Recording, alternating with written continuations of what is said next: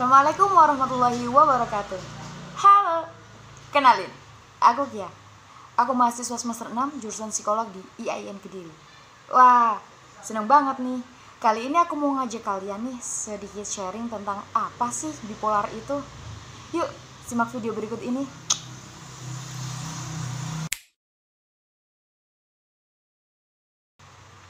Oke. Bipolar adalah gangguan mood episodik. Episodik di sini kadang muncul, kadang netral. Nah, episode di sini ada dua. Yang pertama ada manik atau terlalu bersemangat atau hiper. Selanjutnya yang kedua ada episode depresi atau tidak punya semangat, hopeless, datar, kurang lebih seperti itu. Yang kedua, untuk gejala bipolar sendiri, sebenarnya gejala bipolar sendiri belum ditemukan. Tapi ada sih beberapa yang mengatakan kalau bipolar itu ditandai dengan dua, yaitu tadi manik sama depresi. Karena apa? Bipolar sendiri itu dibagi menjadi 4. Yang pertama ada bipolar 1, yang kedua ada bipolar 2, yang ketiga ada bipolar siklotimik, yang terakhir ada bipolar campuran. Nah, dari keempat ini gejalanya pun berbeda-beda. Nah, dari keempat tipe bipolar ini mereka memiliki macam-macam gejala yang berbeda. Ada yang durasinya 4 hari, lalu netral, atau malah ke depresi.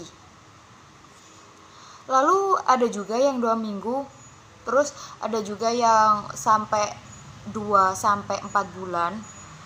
Itu fasenya balik ke netral, kalau nggak gitu ya balik ke depresi. Lalu ada juga yang beberapa tahun udah dinyatakan sembuh, namun muncul lagi dengan beberapa gejala. Kurang lebih seperti itu. Nah, untuk faktor sendiri, biasanya bipolar ini turunan atau genetik. Jadi kalau misalnya dalam satu keluarga ada yang terkena gangguan bipolar, otomatis entah itu anaknya atau keponakannya, pokoknya yang masih ada hubungan darah, mereka bisa saja mengidap gangguan bipolar ini. Akan tetapi faktornya itu bukan hanya dari genetik saja, ada juga dari traumatic brain injury. Itu seperti saat masih kecil seseorang mengalami benturan keras di kepalanya sehingga mengakibatkan luka pada otaknya. Nah, itu juga kadang berpengaruh. Terus selanjutnya ada stres berat. Nah, dalam stres berat biasanya itu gara-gara mereka mengalami kekerasan, mengalami pelecehan seksual. Terus sebelumnya juga seseorang itu pernah mengonsumsi obat-obatan sehingga memicu terjadinya gangguan bipolar itu. Nah, apa saja sih tanda-tanda seseorang yang terkena gangguan bipolar? Untuk tanda-tanda seseorang yang terkena gangguan bipolar sendiri ada dua, yaitu tadi kembali ada manik sama ada depresi. Walaupun terkadang tidak semua orang dengan gangguan bipolar ini mengalami tanda-tanda depresi, akan tapi yang paling penting di sini adalah tanda-tanda manik.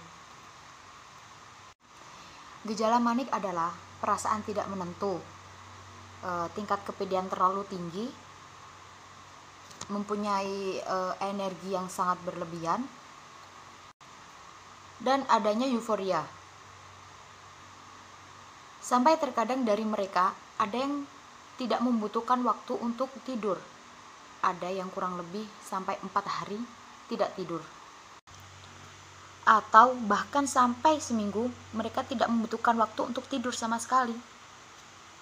Lalu ada juga karena mereka memiliki tingkat kepedean yang sangat tinggi,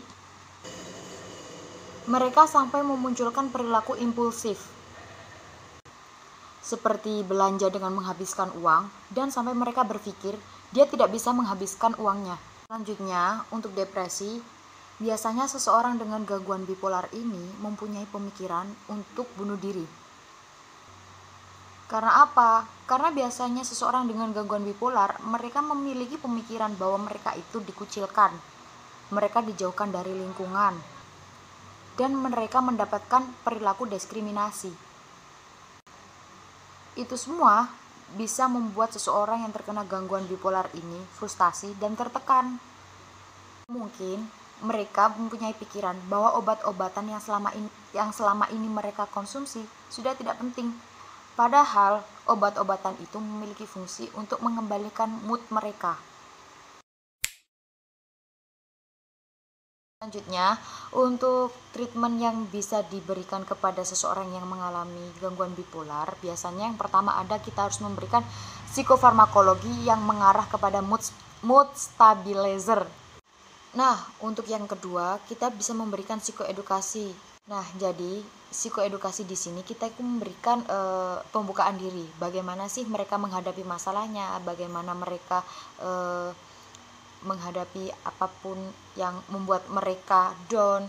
Nah, di sini kita membantu dengan adanya kita memberikan psikoedukasi.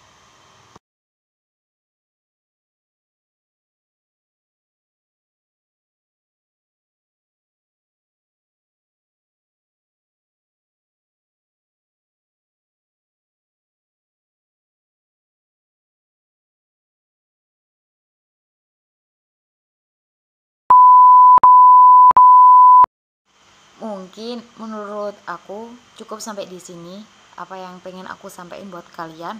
Kalau ada kurang lebihnya, mohon maaf dan terima kasih. Wassalamualaikum warahmatullahi wabarakatuh.